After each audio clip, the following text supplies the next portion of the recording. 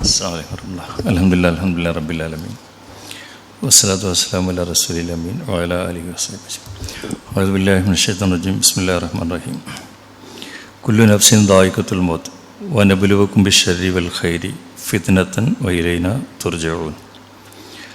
സൂറത്ത് അംബിയായിലെ 35-ാമത്തെ ആയത്താണ്. ഓരോ വ്യക്തിയും മരണം ആസ്വദിക്കുക തന്നെ ചെയ്യും. ഒരു പരീക്ഷണം എന്ന നിലയിൽ തിന്മ നൽകിക്കൊണ്ടും നന്മ നൽകിക്കൊണ്ടും നിങ്ങളെ നാം പരിശോധിക്കുന്നതാണ്. നമ്മുടെ അടുത്തേക്ക് തന്നെ നിങ്ങൾ മടക്കപ്പെടുകയും ചെയ്യും. ഓരോ വ്യക്തിയും മരണം ആസ്വദിക്കുക തന്നെ ചെയ്യും. ഒരു പരീക്ഷണം എന്ന നിലയിൽ തിന്മ നൽകിക്കൊണ്ടും നന്മ നൽകിക്കൊണ്ടും നിങ്ങളെ നാം പരിശോധിക്കുന്നതാണ്. നമ്മുടെ അടുത്തേക്ക് തന്നെ നിങ്ങൾ മടക്കപ്പെടുകയും ചെയ്യും. ഓരോ ദിവസവും മരണം കാണുകയും കേൾക്കുകയും ചെയ്യുന്ന ആളാണ് നമ്മൾ. ഇന്നലെ കൊണ്ടോട്ടിയിലെ ഒരു ഗ്രൂപ്പുകളിൽ ഒരു പോസ്റ്റ് കണ്ടു, ഒരു ടൈപ്പ് ചെയ്ത മെസ്സേജ്. ഒരു കൊണ്ടോട്ടീൻ്റെ പരിസരത്ത് 4 ഡോക്ടർമാർ ആണ് കഴിഞ്ഞ ഏതാനും വർഷങ്ങൾക്കിടയിൽ അറ്റാക്കായി മരിച്ചത്. നമ്മൾക്ക് കുടുംബങ്ങളിലും നമുക്ക് വേണ്ടപ്പെട്ട ആളുകൾക്ക് എങ്ങനെ മരിച്ചുകൊണ്ടിരിക്കുന്നുണ്ട്. മരണത്തിൽ നിന്ന് നമ്മൾ എന്ത് പാഠം ഉൾക്കൊണ്ട് എന്നുള്ളതാണ്. ഒരു ദിവസം നമ്മളെ പറ്റി പത്രത്തിൽ വരും, അല്ലെങ്കിൽ വാട്സപ്പിൽ വരും, അല്ലെങ്കിൽ എങ്ങനെയെങ്കിലുമൊക്കെ നമ്മൾ അറിയും. അപ്പം അതിൻ്റെ മുന്നേ എന്ത് ചെയ്യാൻ പറ്റും എന്നുള്ളത് നോക്കുക എന്നുള്ളതാണ് ഓരോ മരണവും നമുക്ക് നൽകണ പാഠം. ഇവിടെ വരുന്ന ഓരോ ആളുകളും നമ്മളെ ഓർഫൻ കേരള 1300-ലധികം വരുന്ന സഹോദരിമാരെ ഭർത്താക്കന്മാരും മരിച്ച ഓരോ രംഗങ്ങൾ നമ്മൾ ഓരോ സമയത്ത് പറയാറുണ്ട്. അവരുടെ മക്കളും അവരും അനുഭവിക്കുന്ന വേദനകളും. ഇപ്പോൾ കഴിഞ്ഞ ദിവസം കുറേ വീടുകൾ പോയി വെക്കാൻ പറ്റി. ഇതിൽ പറഞ്ഞ 2 വേദനകൾ ഒന്നിച്ച് അനുഭവിക്കുന്ന വീടുകളാണ്. ഒന്ന്, പരീക്ഷണ നിലയിൽ തിന്മ നൽകിക്കൊണ്ടും നന്മ നൽകിക്കൊണ്ടും നിങ്ങളെ നാം പരിശോധിക്കുന്നതാണ്. അപ്പം നന്മ നൽകി പരീക്ഷിക്കും, പ്രയാസം വന്ന് പരീക്ഷിക്കപ്പെടും. പ്രയാസം വന്ന് പരീക്ഷിക്കപ്പെടുന്ന കുറച്ച് വീടുകളിലാണ് പോയത്. അതിലൊരു വീട്ടിൽ 10 വയസ്സായൊരു പെൺകുട്ടി, ആ കുട്ടീൻ്റെ ഉമ്മ ഒരു 1-2 പ്രാവശ്യം ഇവിടെ നിന്ന് പേര് രജിസ്റ്റർ ചെയ്തു. ഒരു പ്രാവശ്യം പേര് രജിസ്റ്റർ ചെയ്തു, പോകാൻ പറ്റിയില്ല. അടുത്ത മാസം വീണ്ടും വന്നു, അന്നേരം പോകാൻ പറ്റിയില്ല. അപ്പോഴൊക്കെ പൈസ കൊടുത്തു, മരുന്ന് കൊടുത്തു. കഴിഞ്ഞ ദിവസം എന്തായാലും ഇനി അടുത്ത പ്രാവശ്യം വരുന്നതിന് മുമ്പ് അതിൻ്റെ വീട്ടിലെത്തണം എന്ന് വിചാരിച്ച വീട്ടിൽ പോയി. ആ വീട് നിൽക്കുന്നത് 3/4 സെൻറ്റിലാണ്. 3/4 സെൻറ്റിൽ ഒരു റൂം ഉണ്ടാക്കിയിട്ട് അതിന് മേലോട്ടൊരു കോണിയും വെച്ചിട്ടാണ് ആ സഹോദരി താമസിക്കുന്നത്. അവിടെ കയറി ചെല്ലണ ആ സിറ്റൗട്ട് കഴിഞ്ഞ ഉടനെ 3/4 സെൻറ്റ് എന്ന് പറയുമ്പോൾ മനസ്സിലാവുമല്ലോ. അതിൽ 10 വയസ്സായ പെൺകുട്ടിയുണ്ട്. ആ കുട്ടിക്ക് ജന്മന കൈകാലുകൾക്ക് സ്വാധീനമില്ല, ബുദ്ധി വളർച്ചയില്ല, 2 കണ്ണിനും കാഴ്ചയില്ല. പിതാവ് ഉപേക്ഷിച്ച് പോയി. ഈ കുട്ടിനെ തനിച്ചാക്കി പണിക്ക് പോകാൻ ആ സഹോദരിക്ക് വയ്യ. ഇവിടെ രജിസ്റ്റർ വരുമ്പോൾ ഉമ്മനെ കൊണ്ടുവന്ന് നിർത്തിയിട്ടാണ് വന്നത്.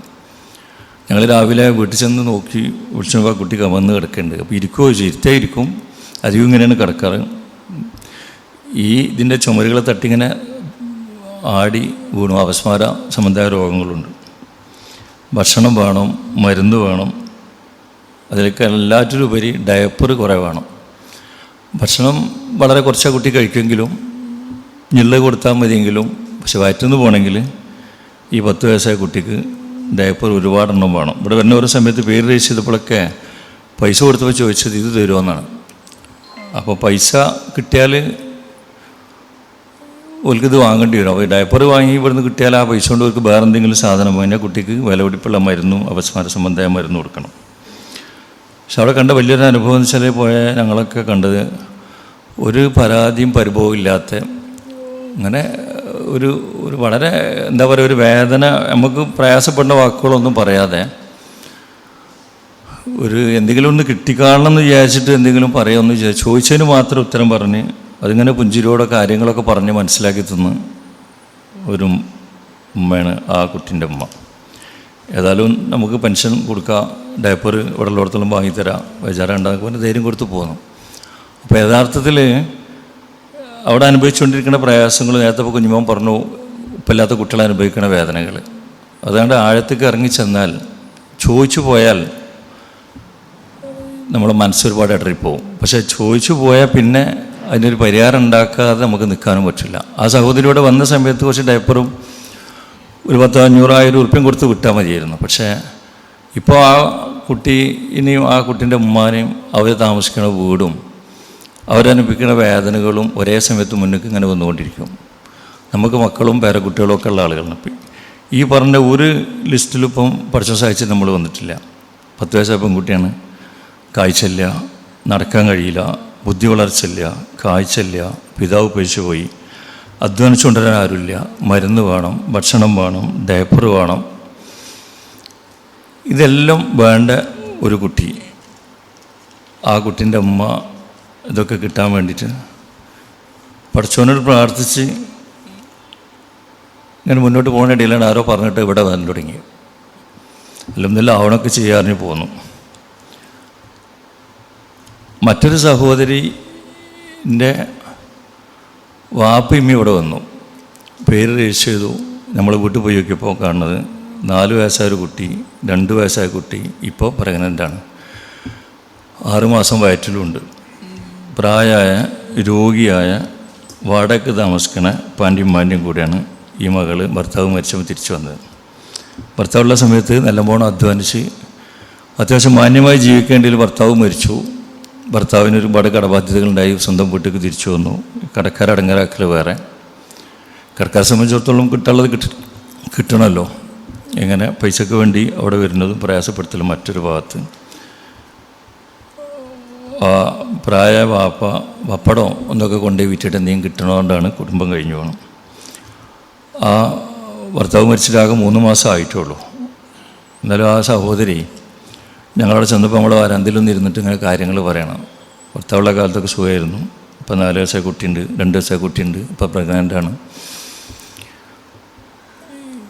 വയസ്സായ വാപ്പയമ്മയാണ്, വാടക വീട്ടിലാണ് താമസിക്കുന്നത്. ഒരു വഴിയില്ലാത്തതുകൊണ്ടാണ് ഇപ്പം അവിടെ വന്നത്. നിങ്ങൾ എന്ത് ചെയ്താലും എന്ത് ചെയ്ത് തന്നാലും അത്യാവശ്യമായിരുന്നു പറഞ്ഞു. അവരോടും പറഞ്ഞു നോക്കാം, ഇൻഷാ അല്ലാ ഒരു വഴി ഉണ്ടാക്കി തരുന്നു. അപ്പം പ്രസവത്തിന് 6 മാസം ഗർഭാവസ്ഥയിൽ ഇടയ്ക്കിടയ്ക്ക് ഇങ്ങനെ ആസ്പത്രിക്ക് പോകേണ്ടി വരുമല്ലോ, എന്താ ഇപ്പോൾ ചെയ്യുക, പൈസക്ക് കയ്യിൽ പൈസ ഉണ്ടോ വെച്ചപ്പോൾ ആ സഹോദരിയും സഹോദരൻ്റെ അമ്മ ഇങ്ങനെ ദയനീയമായി മൂത്ത് പോക്കും. അവർ നമ്മളെ കൊടുക്കാൻ പറ്റിയ പൈസ കയ്യിലുണ്ടായതുകൊണ്ട് ഒരു സംഖ്യ കൊടുത്തിട്ട് പറഞ്ഞു, നിങ്ങൾ ചിലവിന് വേറെ തരാം, ഈ പൈസ നിങ്ങൾ പ്രസവ ബന്ധപ്പെട്ട കാര്യങ്ങൾക്ക് അതാത് സമയത്ത് ഇപ്പോൾ ഒരു ആൾക്ക് വയറ്റിലുണ്ടെന്ന് പറഞ്ഞാൽ ഭർത്താവിനാണെങ്കിലും പാപ്പാക്കാണെങ്കിലും ആങ്ങളാർക്കാണെങ്കിലും ഒക്കെ അവിടെ അതൊരു ആഘോഷമായിരിക്കും. ആസ്പത്രിയിൽ കൊണ്ടുപോകാം, അതിനുവേണ്ട പരിചരണങ്ങളൊക്കെ ചെയ്തു കൊടുക്കുക. അവിടെ സംബന്ധിച്ചിടത്തോളം ആ സഹോദരിൻ്റെ മുന്നിൽ ഒരുപാട് ശൂന്യതയാണ്, ഒരുപാട് ചോദ്യചിഹ്നങ്ങളാണ്. സ്വന്തം വീടില്ല, ഒരസുഖം വന്നാൽ കൊണ്ടുപോകാനുള്ള ഭർത്താവില്ല, ബാപ്പാക്ക് അസുഖം, അമ്മക്ക് അസുഖം, വാടകക്കാർ തിരഞ്ഞൊരു വാടക കൊടുക്കണം, ഭർത്താവിനുള്ള കടബാധ്യതകൾ തീർക്കാത്തതിൻ്റെ പേരിൽ അവർ വരുമ്പോൾ അതിനൊരു പരിഹാരം ഉണ്ടാക്കി കൊടുക്കണം. ഇങ്ങനെ ഒരുപാട് പ്രശ്നങ്ങൾ.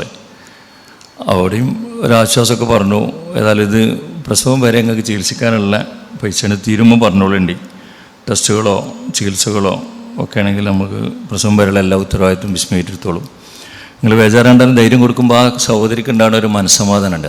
ആ ധൈര്യം കൊടുക്കാൻ നമുക്ക് പറ്റുന്നത് ഇത്തരം കാര്യങ്ങളിലൊക്കെ താല്പര്യമുള്ള ഒരുപാട് ആളുകളെ പിന്തുണ നമുക്ക് കിട്ടുകൊണ്ടാണ്. അതുപോലെ 9ാം ക്ലാസ്സിന് താഴെ പഠിക്കുന്ന 3 കുട്ടികളുള്ളൊരു ഉമ്മ എന്ന് പറഞ്ഞു, എൻ്റെ ഭർത്താവ് 6 മാസം മുമ്പ് മരിച്ചുപോയി. അങ്ങനെ ഞങ്ങളെ വീട്ടിൽ പോയി നോക്കിയപ്പോൾ ആ സഹോദരി പറഞ്ഞു, എന്നും പോണത് രാവിലെ പണിക്ക് പോയി, വൈകുന്നേരം തോണി വരാതായപ്പം കുറേ നോക്കിയിരുന്നു, കുറേ കഴിഞ്ഞപ്പോൾ വന്നില്ല, പിറ്റേന്ന് വന്നില്ല. പിറ്റേന്ന് 3ാമത്തെ ദിവസം മയ്യത്ത് ഏതൊരു സ്ഥലത്ത് അടിഞ്ഞു കിടക്കേണ്ടത് കിട്ടി. ഇപ്പോൾ സ്വന്തമായിട്ട് വീടില്ല, വരുമാനമില്ല, 9ാം ക്ലാസ്സിൽ താഴെ 3 കുട്ടികളാണ്. കുട്ടികളെ പഠനം വേണം, ഭക്ഷണം വേണം. ഒരു നേരത്തെ ആ സഹോദരി വളരെ ഇടറിക്കൊണ്ട് പറഞ്ഞു, കടലിൽ പോയി മരിച്ചായതുകൊണ്ട് എന്തെങ്കിലുമൊക്കെ കിട്ടാൻ സാധ്യതയുണ്ട്, അത് കിട്ടുകയാണെങ്കിൽ 2 സെൻറ്റ് സ്ഥലം വാങ്ങി വീട് നിങ്ങൾ ഉണ്ടാക്കി തരുമോ എന്നുള്ളതാണ്. ഇതൊന്നും പെട്ടെന്ന് നടക്കണ കാര്യമില്ല. കടലിൽ പോയി മരിച്ചാലും അതിപ്പോൾ നമ്മളൊന്നും എടുത്തു കൊടുക്കുന്നത് പോലെ വീടെടുത്ത് കൊടുക്കാനൊന്നും ഗവൺമെൻറ് ഭാഗത്ത് കിട്ടില്ലല്ലോ. ആശ്വസിപ്പിച്ചിട്ട് പോകുന്നു, പട്ടിണി കിടക്കണ്ട, കുട്ടികളുടെ ഭക്ഷണം വിദ്യാഭ്യാസമൊക്കെ നമുക്ക് നോക്കാൻ പറ്റുമെന്ന് പറഞ്ഞിട്ട് തിരിച്ചു പോകാം. മറ്റൊരു സഹോദരി കഴിഞ്ഞ 2 ആഴ്ച മുമ്പ് വന്ന് ഇവിടെ രജിസ്റ്റർ ചെയ്തപ്പോൾ സമയത്ത് ഇവിടെയുള്ള രജിസ്റ്റർ ചെയ്യേണ്ട കുട്ടികളോട് പറഞ്ഞേ, എൻ്റെ ഭർത്താവ് 18 കൊല്ലം മുന്നേ തലവേദന വന്നു, അപസ്മാരം വന്നു,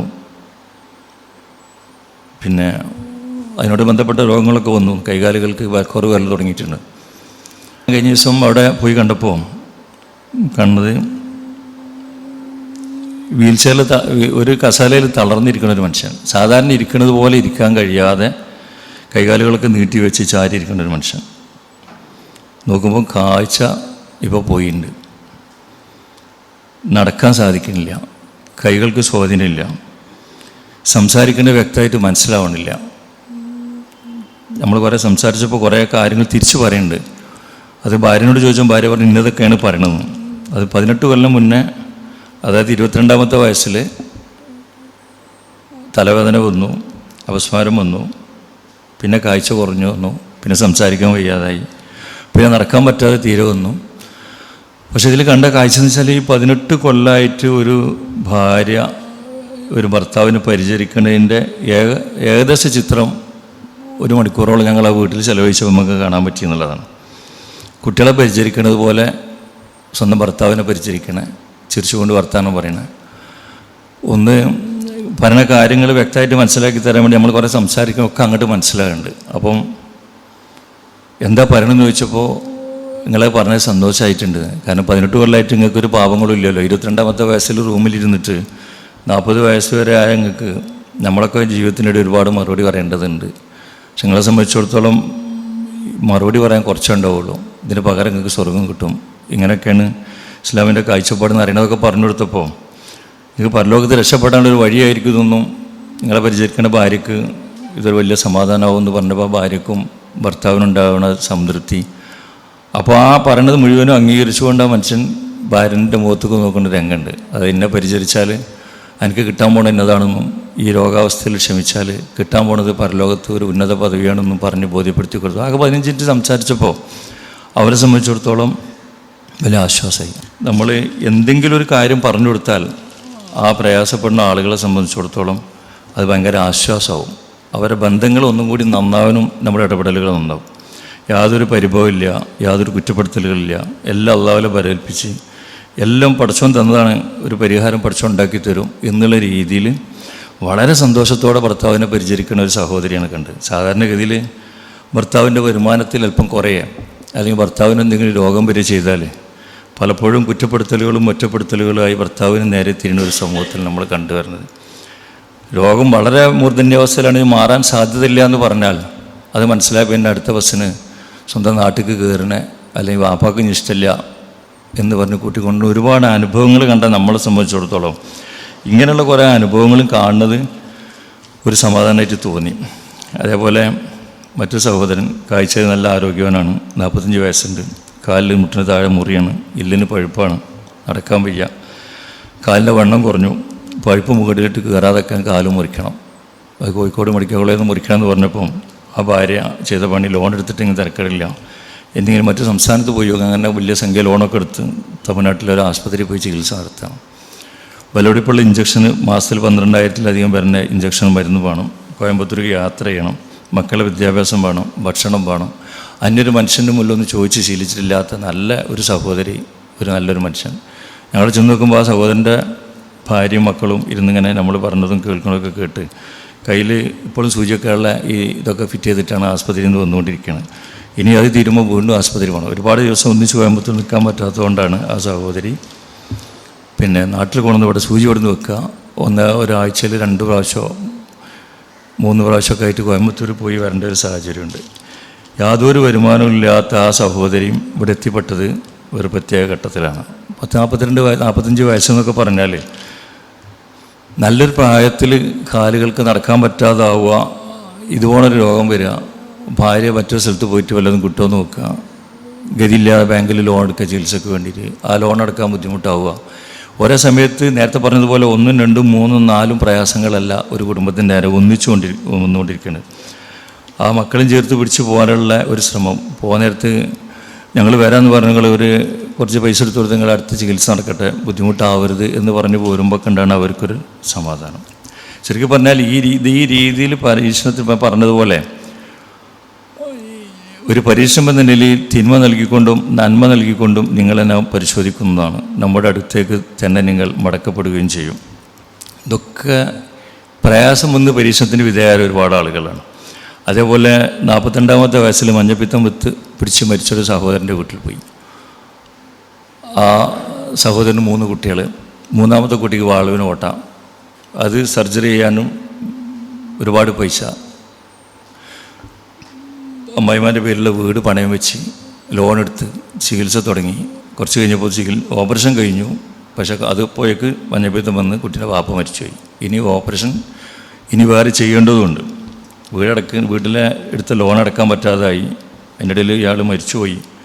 3 കുട്ടികളെ വിദ്യാഭ്യാസം, 2 വിദ്യാഭ്യാസമുണ്ട്, 1 ചെറിയ കുട്ടിയാണ്. അതിന് നിരന്തരം ചികിത്സിക്കണം. വല്ലാതെ വൈകാതെ അതിന് ആസ്പത്രി കൊണ്ടുപോയി ഇനി സർജറി ചെയ്യണം. വീട് ജപ്തി ഭീഷണി ഒരു ഭാഗത്ത്, കുട്ടികളെ വിദ്യാഭ്യാസത്തിൻ്റെ പരീക്ഷണം വേറൊരു ഭാഗത്ത്, ചികിത്സിക്കാൻ കഴിയാത്ത മറ്റൊരു പ്രയാസം. ഇങ്ങനെ ഉരുകിത്തീരുന്ന ഒരു സഹോദരിയാണ് ഇവിടെ പേരിച്ചത്. മറ്റൊരു സഹോദരി 29-ാമത്തെ വയസ്സിൽ അറ്റാക്ക് വന്നു. മരിച്ച സഹോദരൻ്റെ ഭാര്യ 4 വയസ്സായ ഒരു കുട്ടിയും 2 വയസ്സായ കുട്ടി നാട്ടിലേക്ക് തിരിച്ചു വന്ന് ഇവിടെ പ്രായമുള്ള ഒരു വാപ്പയാണ്.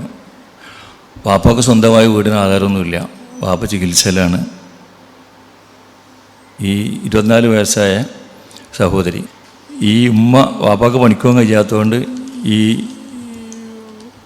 തിരിച്ചു വന്ന ഈ സഹോദരൻ്റെ ഉമ്മ പണിക്ക് പോയിട്ടാണ് ഇപ്പോൾ ഈ കുടുംബം പുലർത്തുന്നത്. മറ്റേ സഹോദരി പറഞ്ഞു, എൻ്റെ ഭർത്താവ് മരിച്ചെങ്കിൽ 2 കുട്ടികളാണ്, സ്വന്തമായിട്ട് വീടില്ല.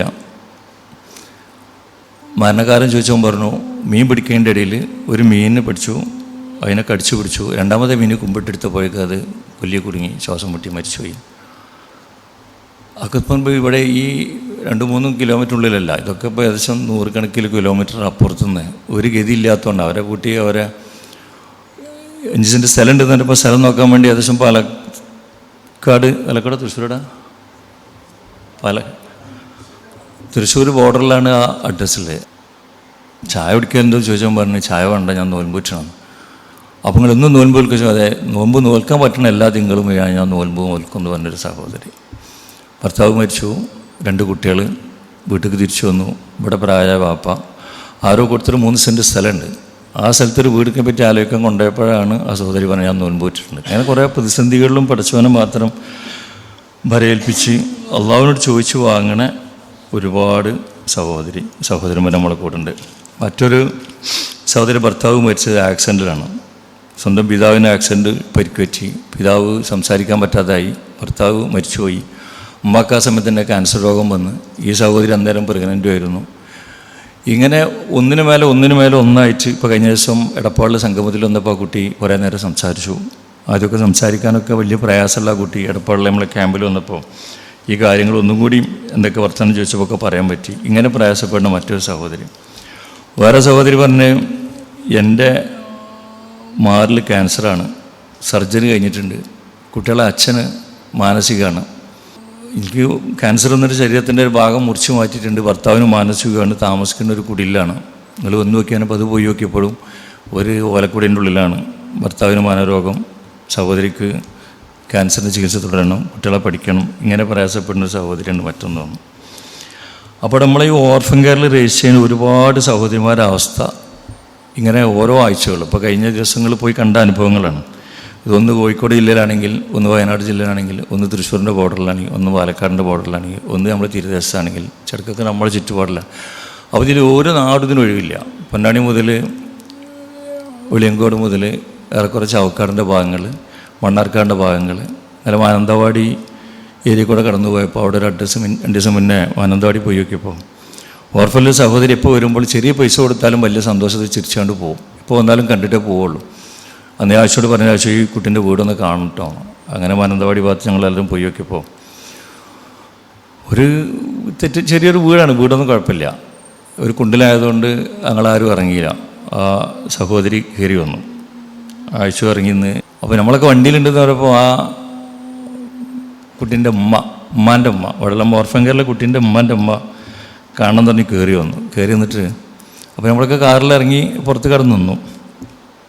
അപ്പം ആഴ്ചനെ കെട്ടിപ്പിടിച്ച് ഉമ്മടുത്തോണ്ട് ഒരു വാക്ക് പറഞ്ഞേ, മകളെ ബിസ്മിൽ വരാൻ തുടങ്ങിയതിൻ്റെ വെച്ചാണ് ഒരു ഇറച്ചിൻ്റെ മണം കൂട്ടൽ, ഒരു ബിരിയാണി തിന്നാൻ തുടങ്ങിയതൊക്കെ അവിടെ ഞായറാഴ്ച വരുമ്പോൾ ഓളവിടെ വന്ന് തിരിച്ചു പോരും ബിരിയാണി ഉണ്ടാവും, അല്ലെങ്കിൽ മീനുണ്ടാവും, ഇറച്ചി ഉണ്ടാവും. ഓളെന്തെങ്കിലും കൊണ്ടുവന്നെങ്കിലേ ഉള്ളൂ. അത് മാത്രമാണ് ഈ ഒരു ടേസ്റ്റ് അറിയാൻ തുടങ്ങിയത്. എൻ്റെ ഭർത്താവ് മരിച്ചുപോയി, മകളെ ഭർത്താവ് മരിച്ചുപോയി. ഇവിടെ ഈ ഏരിയയിൽ നിന്ന് ആരും കൊണ്ടുവന്ന് തരാൻ ഒന്നുമില്ല, അങ്ങനത്തെ ഒരു സ്ഥലത്താണ് ഞങ്ങൾ താമസിക്കുന്നത്. പഠിച്ചവങ്ങളെ കുഴക്കില്ല എന്ന് പറഞ്ഞിട്ട് ആ ആശുവിനെ പിടിച്ച് കെട്ടിപ്പിടിച്ച് ഉമ്മ കൊടുക്കേണ്ട ഒരു രംഗമുണ്ട്. ഒരു വല്ലാത്തൊരു രംഗമായിരുന്നു. ഇപ്പം എന്താ കൊടുത്തത്? ഇവിടെ വന്ന സമയത്ത് ഒരു പുതിയ ഇറച്ചിയോ മീനോ എന്തെങ്കിലും ഒന്ന് കിട്ടിയിട്ടുണ്ടാവും. കഴിഞ്ഞ ദിവസം ഈ ഭാഗത്ത് ഇങ്ങനെ പോയി നോക്കിയപ്പോൾ ഒരു സഹോദരി, ഒരു 29 വയസ്സ് തോന്നും, 29 വയസ്സായി, 3 പെൺകുട്ടികൾ, ഒരു വരുമാനമില്ല, പറഞ്ഞൊപ്പിക്കാൻ ഭയങ്കര ഇടങ്ങറ്. ഒരു മലഞ്ചെരുവിൽ, ഒരു ക്രിസ്ത്യൻ പള്ളീൻ്റെ താഴ്വരയിൽ, പള്ളീൻ്റെ ചെരുവിൽ ഒരു ഹോസ്പിറ്റൽ ചീറ്റിട്ടൊരു വീട്ടിൽ 1 വയസ്സായൊരു കുട്ടി, അതിൻ്റെ മേലൊരു കുട്ടി, അതിൻ്റെ മേലൊരു കുട്ടി, ക്യാൻസർ പിടിച്ച വാപ്പ ഉമ്മ, വാപ്പാക്ക് ക്യാൻസർ, ഉമ്മ വയ്യ, കയ്യെത്തിന് ദൂരത്തിലൊരു ഷീറ്റിട്ട് പെരൻ്റെ ഉള്ളിലാണ്. ഒന്ന് പൊന്തിച്ചു കൊടുക്കാൻ പോലും കഴിയാത്ത ഒരു ഭയങ്കര ചൂടുകൊള്ളുന്ന ഒരു വീട്ടിൻ്റെ ഉള്ളിൽ. എന്താ വഴി വെച്ചപ്പം ഭർത്താവ് ഓട്ടോ ഡ്രൈവറായിരുന്നു. ഭർത്താവിൻ്റെ കൂടെ സ്റ്റാൻഡിൽ പണിക്കുന്ന ആൾക്കാർ ഒരു കിറ്റ് കൊണ്ടുവന്ന് തരും, വേറെ ഒന്നുമില്ല, അതുകൊണ്ടാണ് അവിടെ വന്നത്. ഓരോട് നമ്മൾ പറഞ്ഞു നിങ്ങൾ വന്നോളി, നമുക്ക് എന്തെങ്കിലും ചെയ്യാം. ഇതിലൊക്കെ വലിയ പാടെന്തെന്ന് ചോദിച്ചാൽ ഇത് പരീക്ഷണത്തിൻ്റെ ഒരു ഭാഗമാണ്. കുല്ലു നഫ്സിൻ ദായിഖത്തുൽ മൗത്ത് വനബലുവക്കും ബിശ്ശർരി വൽ ഖൈരി ഫിത്നത്തുൻ വഇലൈനാ തുർജഊൻ. ഓരോ വ്യക്തിയും മരണം ആസ്വദിക്കുക തന്നെ ചെയ്യും. ഒരു പരീക്ഷണം എന്ന നിലയിൽ തിന്മ നൽകിക്കൊണ്ടും നന്മ നൽകിക്കൊണ്ടും നിങ്ങളെ നാം പരിശോധിക്കുന്നതാണ്. നമ്മുടെ അടുത്തേക്ക് തന്നെ നിങ്ങൾ മടക്കപ്പെടുകയും ചെയ്യും. ഇതിപ്പോൾ ഈ പറഞ്ഞൊരു പാർട്ട് പ്രയാസം, പരീക്ഷണം, രോഗം, മരണം, ഈ 2 കാര്യത്തിൽ പറഞ്ഞിട്ടുണ്ട്. ഓരോ വ്യക്തിയും മരണം ആസ്വദിക്കുക തന്നെ ചെയ്യും. പിന്നെ പറഞ്ഞ ഒരു പരീക്ഷണ നിലയിൽ തിന്മ നൽകിക്കൊണ്ടും നിങ്ങളെ പരീക്ഷിക്കുന്നു. ആ പരീക്ഷണത്തിന് വിധേയരായ ആളുകളാണ്. ഓരോ ദിവസങ്ങളും മരണങ്ങൾ നടന്നുകൊണ്ടിരിക്കുകയാണ്. നമ്മളൊക്കെ തന്നെ എന്നും കണ്ടുകൊണ്ടിരിക്കുകയാണ്. ഇനി നമ്മൾ തന്നെ പലരും രോഗം കൊണ്ട് അനുഭവിക്കുന്നവരാണ്, അല്ലെങ്കിൽ നമുക്ക് ഞാൻ അനുഭവിക്കാനുള്ളതാണ്. ഈ 3-ലൊരു കടമ്പൽ നമ്മളുണ്ടാവും. ഒന്ന്, നമ്മളൊക്കെ ഇതൊന്നും കണ്ടുകൊണ്ടിരിക്കുന്നുണ്ട്, നമ്മളൊക്കെ തന്നെ രോഗത്തിൻ്റെ ബുദ്ധിമുട്ട് അനുഭവിച്ചുകൊണ്ടിരിക്കുന്നുണ്ട്. ഇന്ന് അനുഭവിക്കണില്ലെങ്കിൽ നമുക്കൊക്കെ അനുഭവിക്കാനുള്ളതാണ് ഒന്നൊക്കെ മരണം അല്ലെങ്കിൽ രോഗം. ഈ 2 കടമ്പ കഴിയാതൊന്നും നമ്മളിവിടെ പോവില്ല. അപ്പോൾ ഓരോ ഞായറാഴ്ചയും ഇവിടെ വരുന്ന വിവിധ ആവശ്യങ്ങൾക്ക് രജിസ്റ്റർ ചെയ്യണ ഒരുപാട് ആളുകൾ അവസ്ഥയാണ്. നമ്മൾ പോയി കഴിഞ്ഞ കുറച്ച് ദിവസമായിട്ട് പോയി കണ്ടതെല്ലാം പറഞ്ഞാൽ ഒരുപാട് നേരം പോകും. അപ്പോൾ ഈ പരീക്ഷണത്തിന് വിധേയരായ ആളുകൾ നമ്മൾ മുന്നിൽ വരുന്നത് നമുക്കൊരു പരീക്ഷണമാണ്. ഇപ്പോൾ കഴിഞ്ഞ ആഴ്ച ഒരു അഡ്രസ്സ് പോയി നോക്കിയപ്പോൾ ഒരു അത്യാവശ്യം തെറ്റില്ലാത്തൊരു വീട്ടിനുള്ളിൽ ആ സഹോദരി ഏശം നമ്മൾ മരുവാൻ കൊടുത്തപ്പോൾ നമ്മൾ ഇറങ്ങിയില്ല, ആവശ്യം ഇറങ്ങി സംസാരിച്ചു. അപ്പോൾ ആ സഹോദരി ഇറങ്ങി കാറിൻ്റെ അടുത്തേക്ക് വന്നിട്ട് പറഞ്ഞ കൂട്ടത്തിൽ ആ സഹോദരി പറയണം, എന്താ നിങ്ങൾ ഭർത്താവെന്ന് ചോദിച്ചപ്പോൾ, ഞാൻ ആദ്യം കല്യാണം കഴിച്ചിരുന്നു, എൻ്റെ ഭർത്താവ് മരിച്ചുപോയി കുറച്ച് കഴിഞ്ഞപ്പോഴേക്ക്. പിന്നെ എൻ്റെ ഒരു കല്യാണം കഴിഞ്ഞു, അതിൽ 2 കുട്ടികളായി, ആ ഭർത്താവും മരിച്ചുപോയി. ഇപ്പോഴും ആ സഹോദരി ചെറുപ്പക്കാരി തന്നെയാണ്. ആ ഒരു സാഹചര്യത്തിലാണ് ആ സഹോദരി ഇത്ര ദൂരം കടന്ന്. ഇതൊക്കെ നമ്മൾക്കൊരു പരീക്ഷണമാണ്. ഇത്ര ആളുകൾ വന്നിട്ട് വല്ലതും തരുമോ, ഭക്ഷണം തരുമോ, മരുന്ന് തരുമോ, വീടുണ്ടാക്കി തരുമോ, ഡയപ്പർ വാങ്ങി തരുമോ എന്നൊക്കെ നമ്മളോടിങ്ങനെ ചോദിക്കുമ്പോൾ ഇത് നമ്മൾക്കൊരു പരീക്ഷണം. ഇത് കേൾക്കപ്പെടുന്ന ആളുകൾക്ക് മാത്രമല്ല, ഈ സംവിധാനത്തിൻ്റെ മുന്നിൽ നിൽക്കുന്ന ആളുകളുടെ അടിസ്ഥാനത്തിൽ നമുക്ക് കുറച്ച് കൂടുതൽ പരീക്ഷണം ഉണ്ടാവും. അപ്പോൾ ആ അർത്ഥത്തിലൊരു കൂട്ടായ പരിശ്രമം. ഇത് ഞാനും ഒരു പരീക്ഷണത്തിൻ്റെ വിധേയർ. ഈ വരുന്ന ആവശ്യക്കാർ വരുന്നത് ഈ പറഞ്ഞ ഈ രോഗം വന്ന് പരീക്ഷിക്കുന്ന ലിസ്റ്റിൽ നമ്മൾ പെട്ടിട്ടില്ലെങ്കിലും ഒരു പരീക്ഷണം എന്ന നിലയിൽ തിന്മ നൽകിക്കൊണ്ടും നന്മ നൽകിക്കൊണ്ടും നിങ്ങളെ നാം പരിശോധിക്കുന്നതാണ്. നന്മ നൽകിക്കൊണ്ടും നിങ്ങളെ നാം പരിശോധിക്കുന്നതാണ്. അപ്പോൾ രോഗം വന്ന ഒരാളോട് ചെന്നിട്ട് എനിക്ക് രോഗം വന്നത് ഒരു പരീക്ഷണമാണ്, ഇത് ക്ഷമിച്ചാൽ പുണ്യം കിട്ടും. സഹോദരി ഭർത്താവ് മരിച്ചതാണ്, നാളെ സ്വർഗത്തിൽ ഭർത്താവിൻ്റെ കൂടെ ജീവിക്കുക എന്ന് പറഞ്ഞാൽ ക്ഷമിക്കാൻ പറയാൻ നമുക്ക് പറ്റുമോ? മക്കളെ ഇവിടുന്ന് ഈ കാലം കഴിഞ്ഞു പോകും, നിങ്ങൾ അധ്വാനിക്കും, കുറച്ച് കഴിഞ്ഞാൽ നിങ്ങൾക്കും സൗകര്യങ്ങളൊക്കെ കിട്ടും, ഈ കാലം കഴിഞ്ഞു പോകും, നിങ്ങൾ ക്ഷമിച്ചാൽ പുണ്യം കിട്ടും എന്ന് പറയും. പക്ഷേ ഒരു സമ്പന്നനായ ഒരാളെടുത്ത് അല്ലെങ്കിൽ ഒരു അധികാരിൻ്റെ അടുത്ത്, ഒരു സ്വാധീനമുള്ള ആളെടുത്ത് ചെന്നിട്ട് അല്ല ഇതൊരു പരീക്ഷണമാണ്, ഇപ്പം ഈ കയ്യും ഈ കാലും കേടില്ലാത്തൊരു ശരീരവും ഈ കിട്ടിയ അധികാരവും ഈ കിട്ടിയ സൗകര്യങ്ങളൊക്കെ നാളെ റബ്ബിൻ്റെ മുമ്പിൽ ചോദ്യം ചെയ്യപ്പെടും. നിങ്ങളൊരു പരീക്ഷണത്തിൻ്റെ വക്കത്താണെന്ന് ഒരാളോട് പറഞ്ഞാൽ അത് ഉൾക്കൊള്ളാൻ പറ്റുന്ന മെസ്സേജ്. നമ്മളൊക്കെ പലരും ചെന്ന് പറയലുണ്ട് രോഗമുള്ളവരോട് ഇത് പരീക്ഷണം കേട്ടോ. മറ്റ് പ്രയാസപ്പെടുന്ന ഓരോ ആളുകൾ നമ്മൾ ചെന്ന് പറയലുണ്ട് ഇതൊരു പരീക്ഷണം കേട്ടോ, സ്വർഗം കിട്ടുമെന്ന്. പക്ഷെ ഒരു സമ്പന്നൻ്റെ അടുത്ത് പോയിട്ട് പറയാൻ, അതല്ലെങ്കിൽ ഈ സമ്പന്നത എന്നുള്ളത് സമ്പത്തിൻ്റെ ആധിക്യം കൊണ്ട് മാത്രമുള്ള സമ്പന്നത അല്ല ഞാൻ പറയണത്. കേടില്ലാത്ത കയ്യും കാലും, കാഴ്ചയുള്ള നല്ല മൂർച്ചയുള്ള കണ്ണും, കേൾക്കാനുള്ളൊരു കാതും, സംസാരിക്കാനുള്ളൊരു നാവും 2 ചുണ്ടും, നടക്കാനുള്ള കാലും, വണ്ടി ഓട്ടാനുള്ള കയ്യും, ചിന്തിക്കാനുള്ള വിശേഷബുദ്ധിയും, എങ്ങനെ എണ്ണിയാൽ ഒതുങ്ങാത്ത അനുഗ്രഹങ്ങൾ കിട്ടിയിട്ട് ഈ അനുഗ്രഹങ്ങളും പരീക്ഷണങ്ങളാണ്, ഈ അനുഗ്രഹവും പരീക്ഷണമാണെന്ന് ഈ പറഞ്ഞ ആയത്തിൻ്റെ അടിസ്ഥാനത്തിൽ ബോധ്യപ്പെടുമ്പോൾ പ്രവർത്തിക്കാനൊരു ഊർജ്ജം ഉണ്ടാവും. അപ്പോൾ വളരെയധികം ശ്രദ്ധിക്കേണ്ടതെന്ന് വെച്ചാൽ ഇതും പരീക്ഷണമാണെന്നൊരു തോന്നലുകൾ നമ്മുടെ ഹൃദയത്തിൽ എപ്പോഴും ഉണ്ടാവണം. ഓരോ സെക്കൻഡ് സമയം എനിക്ക് കിട്ടിയ അനുഗ്രഹം പരീക്ഷണമാണ്. അതാണല്ലോ പരിശുദ്ധ ഖുർആനിൽ പറഞ്ഞ ഹാദാ മിൻ ഫദ്ലി റബ്ബി ലി എബുലുവനി അഷ്കുറ മഖ്ഫുറു അവൻ ശക്കറ ഫഇന്നമാ യഷ്കുറു നഫ്സി എന്ന് തുടങ്ങുന്ന സൂറത്തിൽ നമ്മളിൽ ആയത്ത് പറയണത് സുലൈമാൻ നബി അലൈഹി ഇസ്ലാമിൻ്റെ രോഗം വന്നപ്പോൾ അല്ലല്ലോ ഇത് പറഞ്ഞേ. ഹാദാ മിൻ ഫദ്ലി റബ്ബി ലി എബുലുവനി അഷ്കുറ മഖ്ഫുറു എന്ന് പറഞ്ഞാൽ നന്ദി ചെയ്യണ്ടോ നന്ദി കേട് ചെയ്യണ്ടോ എന്ന് പരീക്ഷിക്കാനാണ് എൻ്റെ നാഥൻ എനിക്ക് ഈ അനുഗ്രഹങ്ങൾ ചെയ്തതെന്ന് പറയുമ്പോൾ ഇങ്ങനെ 1, 2, 3 സ്ഥലത്തുള്ള ഒരുപാട് സ്ഥലങ്ങൾ ഖുർആനിൽ കൂടെ കടന്നു പോകുമ്പോൾ പറഞ്ഞാൽ അനുഗ്രഹങ്ങളെല്ലാം പരീക്ഷണങ്ങളാണ്, ചോദ്യം ചെയ്യപ്പെടും. അപ്പോൾ അനുഗ്രഹങ്ങൾ പരീക്ഷണങ്ങളാണ്, ചോദ്യം ചെയ്യപ്പെടും എന്നുള്ളൊരു ഉത്തമ ബോധ്യം ശരീരത്തേക്ക്. ആ അനുഗ്രഹം എന്ന് പറയുമ്പോൾ നമ്മൾ അടിവരട്ട് പഠിക്കേണ്ടത് സമ്പത്ത് മാത്രമല്ല അനുഗ്രഹങ്ങൾ ഓരോ സെക്കൻഡുകളും നമ്മൾ ആലോചിക്കണം. നമ്മളെ നേരത്തെ പറഞ്ഞതുപോലെ പൊന്താത്ത കൈ ഉള്ള ഒരുപാട് ആളുകളാണ് നമ്മളെ ഫിസിയോതെറാപ്പി സെൻ്ററിൽ. നടക്കാൻ കഴിയാത്ത കാലുകളുള്ളവരാണ് നമ്മളെ ഫിസിയോതെറാപ്പി നമ്മളെ മുന്നിൽ കാണുന്നത്. സംസാരിക്കാൻ കഴിയാത്ത നാവും ചുണ്ടുകളുള്ളതാണ് നമ്മളെ ഫിസിയോതെറാപ്പി സെൻ്ററിൽ കാണുന്നത്. ഒന്ന് ശരീരത്തിൻ്റെ ഏതെങ്കിലും കാൽഭാഗത്ത് ഈച്ചയോ കൊതുവോ കൂറാച്ചയോ വന്നാലൊന്ന് ആട്ടാനോ അനക്കാനോ പറ്റാത്തവരാണ് നമ്മളെ കൂടെ കാണുന്നത്. ശരീരത്തിൻ്റെ പല ഭാഗങ്ങളും മുറിക്കപ്പെട്ട് മുറിച്ചു മാറ്റിയ ആളുകളെ നമ്മളെ കൂടെ കാണുന്നത്. വിശേഷ ബുദ്ധി നഷ്ടപ്പെട്ട ഒരുപാട് ആളുകളെ നമ്മളെ മുന്നിൽ വന്നുകൊണ്ടിരിക്കുന്നത്. ഭർത്താവിൻ്റെ തണൽ നഷ്ടപ്പെട്ടതിന് ശേഷം ഉള്ളു കുടുങ്ങിയ ഒരു അന്യ മനുഷ്യൻ്റെ മുന്നിൽ പോയി ഒന്നും പറയാൻ കഴിയാതെ പറഞ്ഞു പോയാൽ ശരീരത്തിന് വില പറഞ്ഞ സമൂഹത്തിൻ്റെ മുന്നിലാണ് നമ്മൾ ജീവിക്കുന്നത്.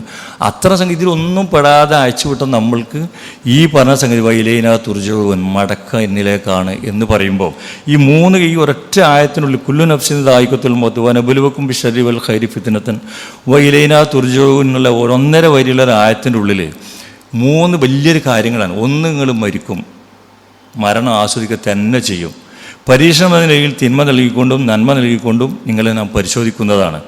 നമ്മുടെ അടുത്തേക്ക് തന്നെ നിങ്ങൾ മടക്കപ്പെട്ടു ചെയ്യും. 3 കാര്യം മടക്കപ്പെടേണ്ടത് മടങ്ങി വേണ്ടെന്നുള്ളൊരു ഭീഷണി തുടങ്ങിയൊരു ആയത്താണ് ഈ അവസാനിപ്പിക്കുന്നത്.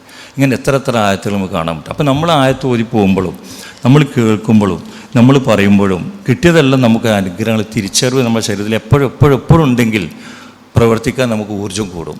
ഇത്തരം പ്രയാസം വരുന്ന ആളുകളുടെ കാര്യത്തിലും ഇറങ്ങി പുറപ്പെടാൻ നമുക്ക് സമയം നമ്മൾ ഉണ്ടാക്കും. നമ്മൾ എത്ര കൂട്ടാലും ചെയ്താലും പോരാൻ തോന്നും. കപ്പച്ചൻ്റെ മറുപടി പറയേണ്ടി വരും. അതല്ലെങ്കിൽ ഭയങ്കര നഷ്ടമായി പോവും. മടങ്ങി ചെല്ലുമ്പോൾ മറുപടി പറയാൻ കഴിയില്ല. അപ്പോൾ ഈ അനുഗ്രഹങ്ങൾ ഇപ്പോൾ കിട്ടി, ഇങ്ങനെ കിട്ടിയ അനുഗ്രഹങ്ങൾ നീങ്ങിപ്പോയ ആളുകളാണ് ഈ വേദന അനുഭവിക്കുന്നതൊക്കെ. ഇപ്പം പറഞ്ഞു കാലിൽ മുറിച്ച് കാല് പോയ ആളുകൾ, ഭർത്താവിൻ്റെ കൂടെ സുഖസമൃദ്ധിയിൽ ജീവിച്ച 24, 25, 30 വയസ്സുള്ള സഹോദരിമാരെ അവർക്ക് അള്ളാഹു തആല തന്ന അനുഗ്രഹങ്ങൾ നീങ്ങിപ്പോയതിൻ്റെ പേരിലാണ് അവർ ഇങ്ങോട്ട് വരേണ്ടി വന്നത്. ഈ 1300 ചില്ലാനം സഹോദരിമാരെന്ന് പറഞ്ഞത് 60 വയസ്സും 50 വയസ്സും 45 വയസ്സായവരല്ല. 95% സഹോദരിമാരും 40 വയസ്സിന് താഴെയാണ്. അപ്പോൾ ഇത്തരം ആളുകൾ, അപ്പോൾ ഇവർ ഈ നല്ലമ്പോണം ജീവിക്കേണ്ടതിലാണ് ഇവർ ഭർത്താക്കന്മാർ മരിച്ചു പോയത്, നല്ലമ്പോണം ജീവിക്കേണ്ടതിലാണ് ഈ പരിക്ക് പറ്റിയത്.